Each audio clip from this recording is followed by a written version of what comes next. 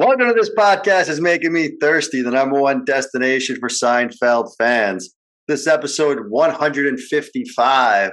Today's guest is an activist and an actress of film and television. You know her from Sacred Lies, True Blood, Once Upon a Time, and as the host of the popular podcast Truest Blood. And of course, she played Jerry's girlfriend, Gillian, aka Man Hands, in the season 8 episode of Seinfeld, the Bizzaro Jerry. Please welcome Kristin Bauer. Kristin, thanks for joining.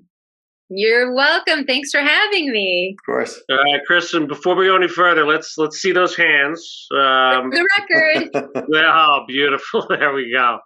All right, so take us back. It's been 27 years. I think you were a 23-year-old. I mean, just kicking off your career. Bizzaro Jerry aired on NBC in, October 3rd of 96. So tell us a little bit of how the role came about. We'd love to hear if there was an audition for the role of Gillian. Yeah, from what I remember, I am always very, very late to television shows still. During the pandemic, when everyone was streaming everything, I was streaming Magnum PI. So that's how late. So when I got the audition, I really wasn't familiar with the show. And I guess that's a wonderful thing because you're not quite as nervous when you go in the room. And so I auditioned. And it went well enough that they hired me. I remember it was a nice room over there at CBS Radford. I have such fond memories of CBS Radford. Oh, those were the golden days. Really, I still think about the golden days where we had real situational sitcoms. Yeah. And you were in so many of them too. And back then. Yes. Yeah. I mean, we had situational sitcoms, right? Those have gone extinct. Okay, puppies, thank you. We're going to get, if we get too much puppy noise, we can let them play outside. So then on top of it, there were so many, and they shot in LA, and a lot of them shot on that lot. So I was very familiar with it and have very fond feelings about it. And then I got the job and I told some friends that I was going to be on Seinfeld, and they all went crazy. And that's when I realized it was a pretty cool job to get. Yeah, especially season 8. I mean, season 8 had like 30 million people watching probably, something like that. Ohio usually knows the actual ratings, but I'm guessing it was probably around 30 million. And and like you mentioned, I mean, there were so many of those sitcoms going on back then in that late 90s era. And like you said, they were all kind of shot around the same places, probably the same overlap. And you were in so many of them.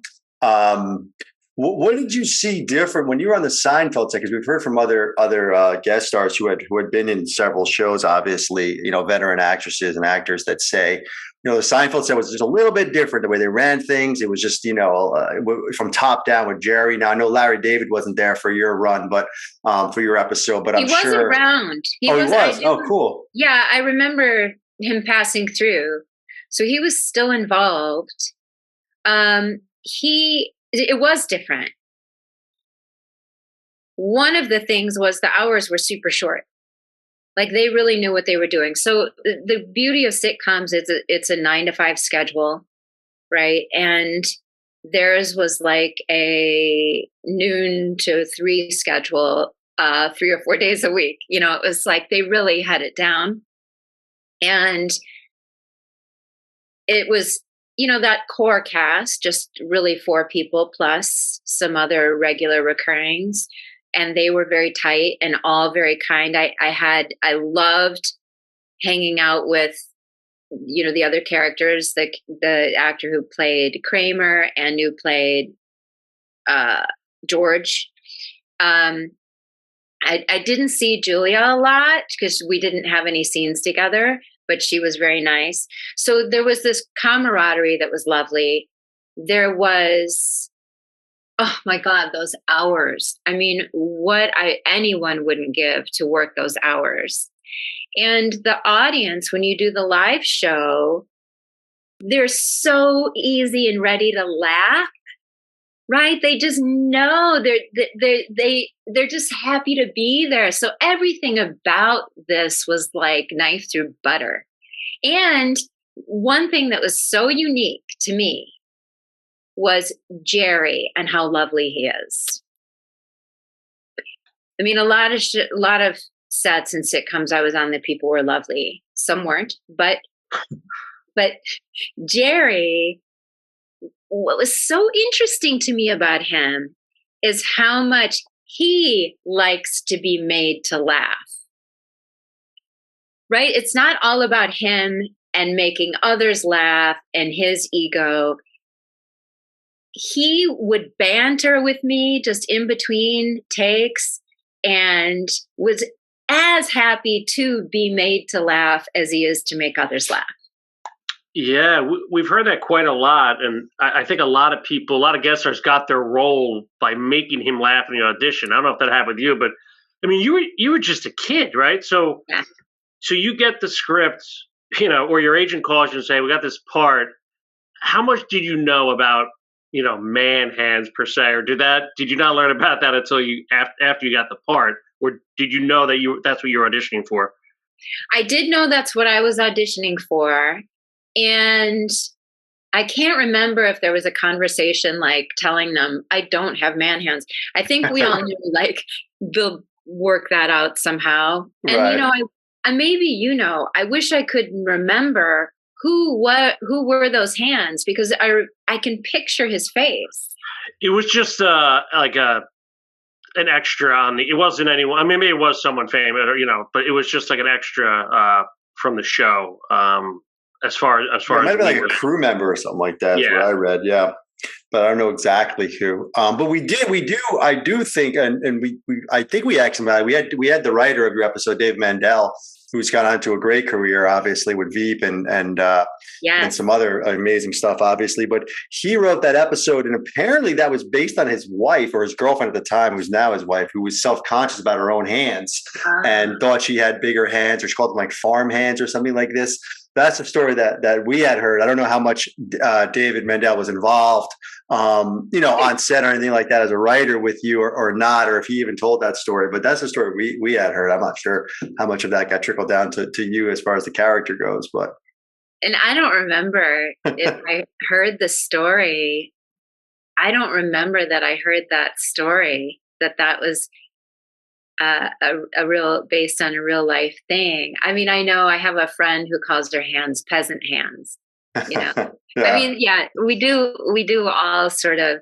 When I was a kid, because my fingers are long and thin, and Donnie Riccio used to always make fun of me for my fingers when I was, first grade or whatever. So I had the opposite sort of self-consciousness about my hands. And of course, trying to sort of cope with him making fun of me is I would touch him and he'd go, and he'd call them like spider's hands or something. Jeez. So I think I guess men seem to be obsessed with hands, right? But it was a bizarre episode. It's called the Bizzaro Jerry, and you mentioned you had so much fun on the set. Although you only had, maybe there was stuff that got cut, I don't know, but you only had scenes with Jerry, right? Yeah. And I love like the outfits you wore. It's like you wore the same satin shirt, but in different colors. Yeah. In 3 different scenes. Yeah. I always wondered about that, or clearly that was that your choosing. I doubt it, but or is that to make you look just more proper? What was the thought process there? Did they tell you anything? No, they didn't. The thing that I recall, and they could have told me, and I don't recall it, but they had to get shirts that the dude could wear. Yeah, that makes sense. Yeah. Right? And so they had him in those alternates, and then I had to keep my hands hidden. Right. Right, in all the scenes. There's one where I go... I go wash my hands and you just hear like all this water splashing. Oh yeah. Right? Yeah. And so then because it would be a longer shot where I come back in and sit on the couch when he's going to break up with me, I brought the towel back with me and had my hands under the towel. Like that, right? We always had to be thinking of that. And I do remember in the read through that crew member, I wish I knew his name because we're linked throughout our, iconically through history. I'm linked to these hands, and I can't remember his name. James, was it James? Do you recall? Maybe James Reckart. That does sound right. I think it was James Reckart. We're getting word. Okay. Yeah, James would have to. I would keep my hands under the table, and then he, for the read through, just stuck his arms through under my armpits and would do stuff with his hands. We were laughing so hard. On a regular sitcom that doesn't have that level of success, you would rehearse and then you would have a read through for the writers, and all the writers would be there to give notes. Then the next day you rehearse with new scripts, and then the studio would come and every studio member would be there to give notes. And it's a cold room. It's a nerve-wracking read through. Then the next day you would do that with the network, and then the writers would get notes. But people, are in suits with their arms crossed, and we're very nervous, and usually someone gets fired, of the guest cast especially, of course. And this just wasn't like that. I remember that, people were coming by because it was fun to come by. Right. They're just laughing and enjoying. We're all laughing and enjoying. And here's one story I don't think Jerry would mind me telling, but it was right after he got that $5 million an episode, which had never happened before. And I said to him, $5 million. And he goes, yeah. And I said, wow. And he goes, I know. He said, I didn't want to do the show. I was done. I felt good about it. I'm totally paraphrasing. I don't remember exactly. I'm misquoting him, but it was to the tenor of, I felt good about what we'd done and I wanted to go home to New York. And so I threw out a ridiculously crazy high number that I knew they'd say no to. And they said, okay. Wow. Yeah. I mean, back then, that's, yeah.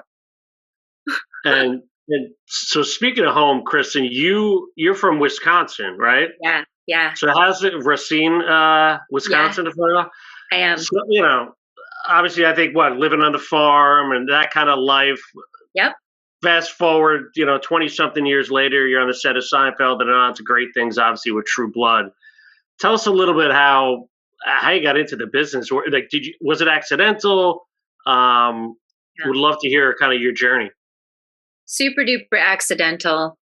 My high school was really small, and we did have a theater department, but it was musical theater. And if you didn't sing or dance, that's pretty nerve-wracking.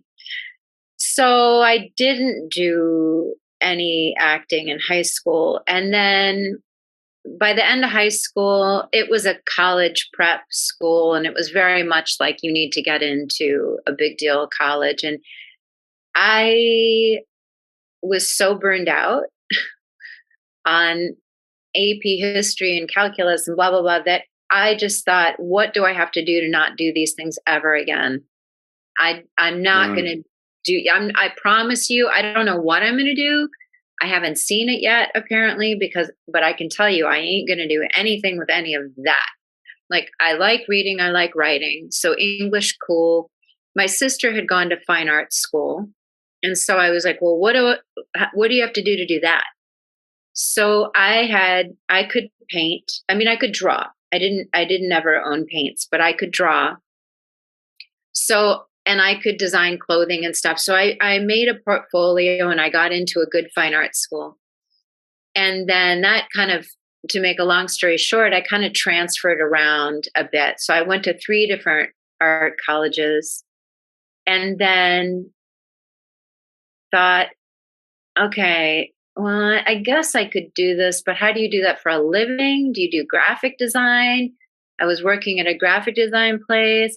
I was living on the East Coast, and a friend of mine moved to LA, and I came to visit her, and I was really sick of the rain.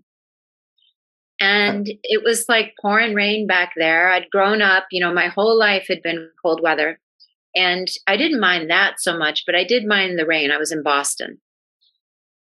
And also, the other thing I really, really minded was in the rain with my duffel bag of laundry, taking the subway or the bus to the laundromat. Yeah. Those were the things that was my requirement for like really affluent living, was if you could have laundry inside your building and less rain. So when I came to visit her in LA, she had both. And I was feeling very lost. It was a big transitional place in my life. So I called my roommate and said, like, put the cats on a plane, because I can't see why I'd come back. So living here, then you bump into the business eventually. So I started doing makeup. I became a makeup artist, right? Because I was a painter. And then that seemed like easy for me, and I liked it. And then I got on a set and thought, I think I could do that. Right. And there was, I guess, something in me that liked that community art creation. Like, you make something with people. That seemed fun as a balance to me being in a room alone painting stuff. So I went to an acting class and tried to figure out how to get better at this. And then I fairly quickly got a series, a sitcom, and was like so happy. It was so fun. And sitcoms are the best, situational sitcoms are the best, because the writers were so good. And to all week, you're trying to make other people laugh, your friends, your co-actors, the craft service person. The whole thing is how to find the humor. And I just loved it. And then sitcoms went away. So I started doing 1 hours, which are not as much fun. They kind of suck, actually. And they're long hours. And also I was guesting on all of those procedurals. So the guest stars cry. You just go to work and cry for 12 hours a day and do all the heavy lifting. And like CSI and all those kind of shows? Yeah. You're just, I think all of those, like, I feel like I did all the sitcoms, and then I feel like I did all the procedurals, Close to Home, Bones, all Jag. Yeah, all those. Yeah. I did all of them. And I would just, the guest star is always like, my mother's baby's daughter killed who died again, and then and then the series regulars who are making all the money come in and go, get her into the ER stat, and then they go sit in their chair. Oh yes, well, what time did you show up at that address? So then luckily True Blood came along, and then I did that for a while, and then Once Upon a Time, and then I've done some other 1 hours since then, another one in 2019 for most of the year. But I keep saying to my people, so when I was doing sitcoms and they were going away and I wanted to continue to feed myself, my agents, the feedback they would get was, yeah, but she's that funny girl. Like, she can't do serious stuff. And now the feedback I'm getting when I'm like, please let me back into the sitcom world she's that, vampire. damned if you do, damned if you don't, right? It's just like it never. I'm sure it's got to be. Now, I mean, we were just talking about before we started recording is the podcast with True Blood, Truest Blood, which is we're huge. I mean, just you're doing basically what we're colleagues here. We're chronicling Seinfeld, and you're chronicling True Blood. So it's great to love to hear how that came about and how you're liking that. It must be a lot of fun to kind of reconnect and keep that kind of going. There's a huge following for True Blood. Obviously, you know that, but I mean, it just must be so much fun to kind of do that on the other side of it's a different kind of. I don't want to say skill set, but it's a different type of. It's different. Yeah, right. It's a different kind of vibe, right? Can kind of working more conversationally and things like that. So that must be fun. It is. It's so interesting and different. So early on in the pandemic, fairly early, I don't remember when this all started, but I did an online convention, and one of the other actresses from True Blood, Janina Gavankar, was in the panel. And my phone rang the second that we got off the panel, and she goes, "We need to do a True Blood podcast, and you need to host it. And let's call Deborah Ann Wall and see if she'll host it with us," another actress from True Blood. And Janina is just really hip and very, very cool. And she knows podcasts. And she's also producing, and she's now directing, and she's just one of these go-getter powerhouse people, which I'm really not. So, and neither is Deb. So it was incredible to have her because she sold it to HBO. And then we were good to go. And Deb and I are opposite personalities. We're Mulder and Scully. And she's like, definitely the thinker of the two of us. And I'm like the feeler, right? So I'm like, I don't know, let's just like call our friends and fucking talk and like hang out, man, because we've all been isolated in our houses, and I really love these people. And she does too. And I just want to connect with people because I was alone in my house for way too long. And so Deb very quickly took the reins and created a structure. I mean, we have got a full on scaffolding, and I kept saying, "Is there something you want me to do?" And she's like, "No." So we show up, and I'm like, "I feel this," and she's like, "Prove it." That's our relationship, and I guess it's working. Deb keeps modifying things and adjusting, and the part that I love is, it's so fascinating. It's incredible. First of all, everyone has said yes. From Alan Ball to Stephen Moyer, it's incredible. Got to get Lauren Bowles in there, another old Seinfeld one. Yeah. Yes, I know, right? Julia's sister. How was it? Kristin, one of my favorite, one of the most recent ones you did was Marianne, obviously Michelle Forbes. Yeah. You know her from the Big Salad from Seinfeld. Oh, right.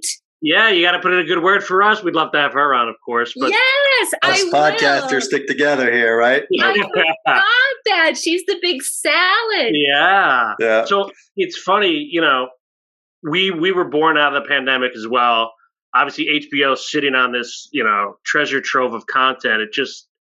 And a lot of people are signing up for HBO Max and kind of reliving True Blood, which is a great idea. And obviously, you kind of leading the way there is getting, I guess, a ton of new viewership. And we're thinking the same thing, to a smaller degree, but with Seinfeld, just trying to bring it to a younger generation. Yeah, trying to crown up get to know you, the actresses, the actors, the writers, producers. We're trying to cover it all. So it's exciting stuff, and you've done a marvelous job. So keep it up.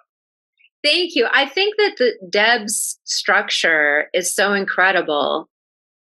And you know, yeah, I just am really thankful that she said yes to do it. Because Janina said to me, "Do you want to do it?" And I took like 2.7 seconds and said yes. And Deb took a while to think about it. She had a lot of questions. And as she was asking them, I thought, oh, I guess I should have asked that. Oh, that's actually a really good question.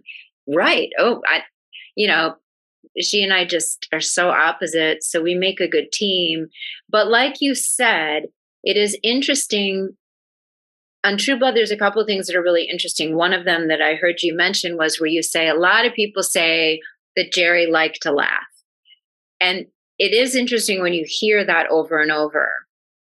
So we find that with True Blood that we hear the same things from people. We hear the words family and freedom, artistic freedom and collaboration. And, the best of the best were hired to do the set design, the costume design, the special effects. So we had this incredible A team and everyone was weird.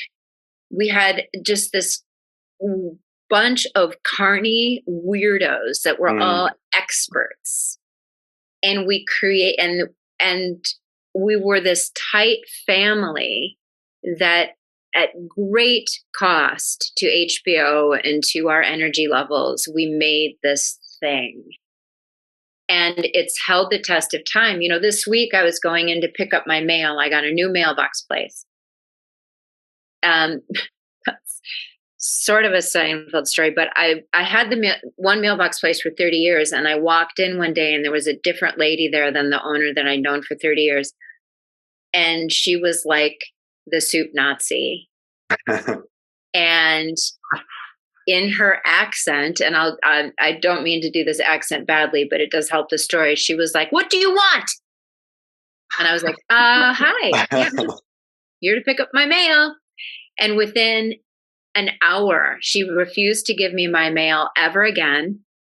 And I was I think I said like 5 words. My jaw was just hanging open. It was the weirdest thing. I just kept asking, where are the people who own this? I own it. I own it. It was the strangest thing I've ever experienced in my life. So I had to, and I was thinking, I think even in the shock of that moment about my friend Larry, who played the soup Nazi, who I was in acting class with. Oh, wow. Well, nice. Yeah. But I have the new mailbox place. So the guy who works there goes, "I just have to tell you, I'm a really big fan and ... And it's going to be probably one of 3 things. And this was 2 days ago and it was Seinfeld. Oh, look at that. Look at that. Yeah. Right. By So the way, what's a mailbox place? Is that not a P.O. box or is it a... Same thing, but private. Gotcha. Right. So you can get one with the post office or you can get one with a private place. So this guy 27 years later recognized you as Manhand. Yep. Look at that. I mean, yeah, that's the thing. It's the test of time. And you mentioned HBO and you mentioned Larry on the set in season 8. Any, HBO's a big family. Any run-ins with Larry David over the years at HBO? Oh, the most painful one.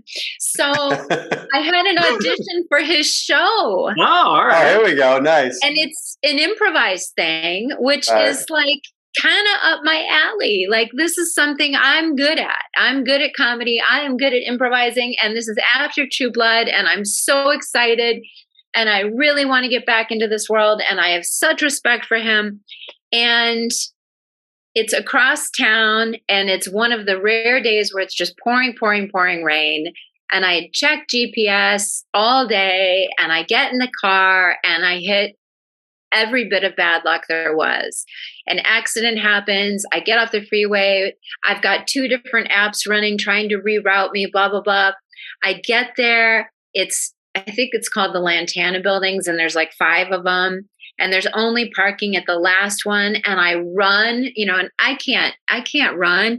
So I'm like wheezing, and I get to the building and I open the door and I'm like, I don't know. I've called my people and said, tell them I'm late. I'm sorry. I get there and they just left. Oh, Larry wow. won't wait for anyone. Wow. Oh, man. And I think I was like 14 minutes late or something like that, but I was the last person and he just said, fuck it, and left. Oh, man. I literally sobbed in my car. That's rough. I mean, that seems like if someone did that to Larry, he'd be like, no buffer. Why no buffer? 15 minutes, like right, right. Totally. Why no buffer? Yeah, that's 15 minutes at least, right? Oh, man, that's rough. And I think I'd had one of those weeks, in our lives too. So, and I had, you could only know certain parameters, and I'd done some sort of like research or whatever. So anyway, that is my only almost run-in with Larry. Wow. Sad. Yeah. I mean, just you talking before too about that HBO, the True Blood, and how, through the podcast, you're hearing the same kind of thing over and over, and how it's kind of standing the test of time. That is similar to what we're seeing. A lot of the things we're here, we talk to so many guest stars, they're always saying unselfish and how welcoming and professional, the crew was. And that always goes back to the main four, like you said. Like you already talked about Jerry, and you didn't have much. You said interactions with Julia, but how about Michael and Jason? Because we've heard Jason is one of the most welcoming people there is, and then Michael is really one of the most professional there is, as far as practicing and things like that, rehearsing, and just kind of Did you have any interaction with Jason and Michael Richards? On set? Yeah, I had a lot more than just one. I remember having regular, long, fun conversations with both of them. I was finishing my thing. They were getting ready to do their thing. And we would just sit and spin our yarns and make each other laugh. And it was the three of them, those three boys were so much fun to hang out with that week. And they would hang out. They would sit around and hang out, which just was so, so nice. Another bizarre thing about man hands in my life, I think it's been 10 years now, but for whatever reason, I don't know how this happens, why this happens, universe, what the universe is playing at, but I would run into Jerry at like a lunch place or the grocery store or something so unrelated to our profession and random. And I think it's happened 4 times. And I would think, okay, so he's not going to remember me by my name, Kristin. There were so many. I mean, every episode had a different female. But should I say hi? Should I not say hi? How do I say hi? A lot of people are going to tap him on the shoulder in the next hour. And every time I said, this is so bizarre that the universe put us in the same room, I'm going to honor that. And I would go over to him and say, hey, I'm man hands. Because right? Because you don't know how else to. I mean, I know you're forever man hands. It's terrible, but I'm forever man hands, and I have no other relationship to Jerry.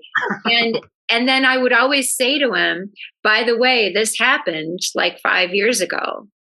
So I guess for the rest of our lives, randomly, every 5 to 7 years, I'm going to come up and tap you on the shoulder and say that.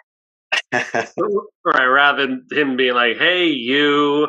Right? Like, it's kind of a funny thing. It's a very funny thing. Yes. But yeah, now you just have to keep doing it. Oh, I'm going to keep doing it.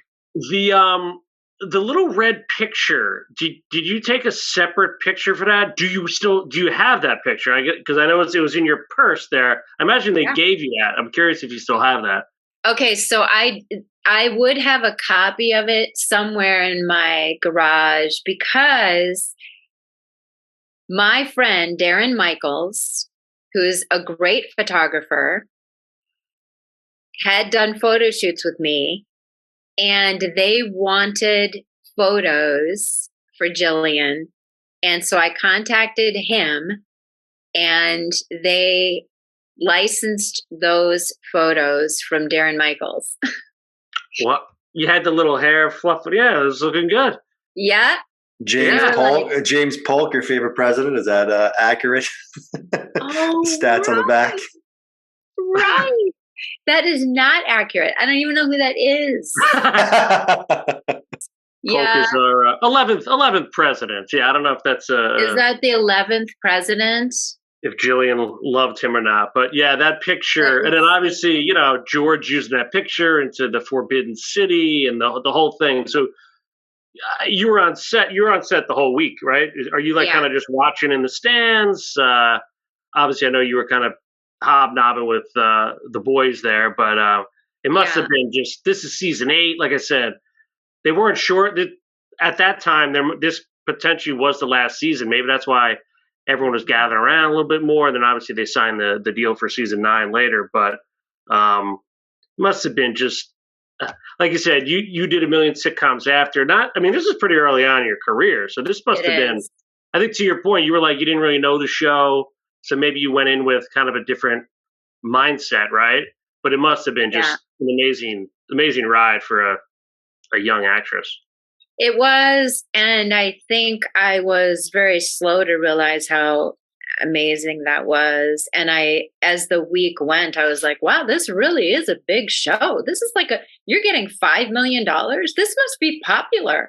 Like, I think I was really unaware. And I'm really glad I was.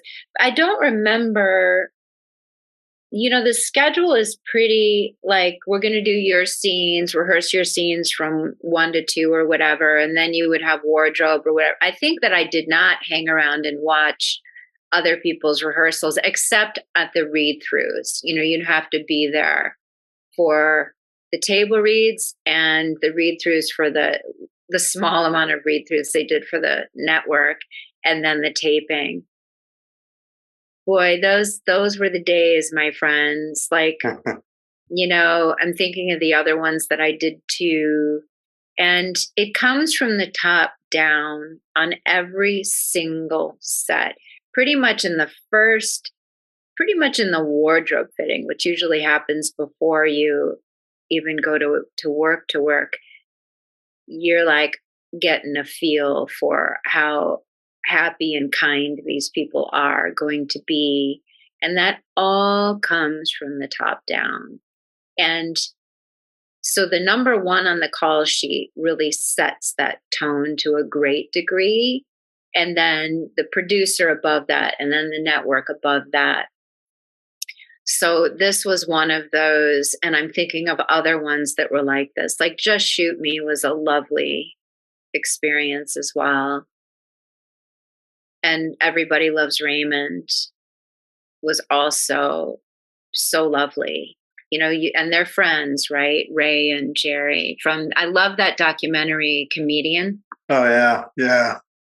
That's a great, and I tell everyone who's a fan of Seinfeld, you've got to see this documentary that Jerry did. Yeah, and that was after the show ended. He kind of was like, it just went right back to his roots, and you could tell that's kind of his humbleness a little bit there, just to kind of show that he can start back in the clubs again. And I've heard him say in the past around that, like you only get the pass as Jerry Seinfeld for the first like minute or 2, and then you have to be funny. They're not going to just like keep laughing just because you're Jerry Seinfeld, right? You got to do the work and put it in. And you've had a wonderful career, and even your philanthropy and your activism with animals and animal rights is commendable too. We'd love for you to let our fans know about that and how they can get involved in all of your great causes. Your website and whatnot. I do post on Instagram. That's probably a good way. That's my main social media now. We're all trying to figure out how to have decent lives and do this social media nonsense. So it is this great and awful world, right? Social media where we can connect, hopefully with mainly the people that we want to connect with. But I post on there and I try to, keep it balanced where it's cute pictures of my cats and dogs, and then stuff from my career, and then, by the way, this is how animals are being treated at any marine park, So I did grow up on a farm, and I have always liked animals a lot, although none of my family members are terribly into animal welfare in any way, shape, or form. So I can't really blame it on that. But I think it's partly that I'm such a molder, because I am all about the feelings, man. So once one knows about something, it's hard to then unknow it. And I did get asked, because once I was on True Blood and I had done a little bit with animal rescue stuff, I had volunteered in a shelter, and in the back, I saw the piles of bodies that are waiting for the rendering truck to come, and was like, wow, okay, we should stop buying pets, So that was an easy one to explain. And then other groups would contact me, and, it's like literally the least thing that I felt like I could do. But then I also felt to help whoever it was that was doing good things all week long while I was doing other stuff. But also then I felt a responsibility to become educated about what I was talking about or what I was supporting, like the groups and stuff. Right. So then I knew even more. So then I knew, and then I got involved. It just kept going and going and going. So now I understand how zoos are structured, and that, you go to the zoo, and in the exhibit, the gorilla has all that great greenery, all of those trees and bushes and blah, blah, blah. Well, it's all electrocuted. It's all electrified. So if they touch it, they get zapped. So I'm like, wow, it's an exhibit. It's a live being exhibit. That's not right. They can't even interact with their surroundings. So this just kept going and going. And then I would get invited to, like, the PAWS, Performing Animal Welfare Society. So like paw, like hand for, four-legged creatures. And in Northern California, where I went and got to see these incredible creatures at this sanctuary, but being treated so much better than any zoo. And he would tell me the story of each animal. And now I knew even more. And then I wanted to do even more. And then I knew more people who would contact me. So it's kind of never ending. The hard part is actually to figure out how to balance all of this. Yeah, well, you certainly are. I mean, from your career to the podcast, Talk With Us, you're doing so many great things, and it's truly inspiring. So thank you, Kristin. That's nice of you. And thank you for taking the time tonight. This was just amazing. You're helping us chronicle this great show, and you were a big part of it. You mentioned PAWS, but you are forever Man Hands. Man Hands. That was a good tie-in, Chris. Hey, Kristin, if you find that picture, like, we're not going to air this for a while, but we can edit in that picture with you holding it or something if you want. Okay, let me see. Let me see if I have it, because I have fallen out of touch with that guy, but let me see if I can find that. You never know what's in the garage, I don't. I really don't. I'm happy that you're doing this podcast, because Seinfeld is such a great show. And the more people that watch it and rewatch it, all of our lives are better for it, because we just need to laugh. Well said. That's the truth. Thank you so much, Kristin. Thank you. So much fun. All the best. All the best to you. Thanks so much. Talk soon. Have a good night. Talk soon.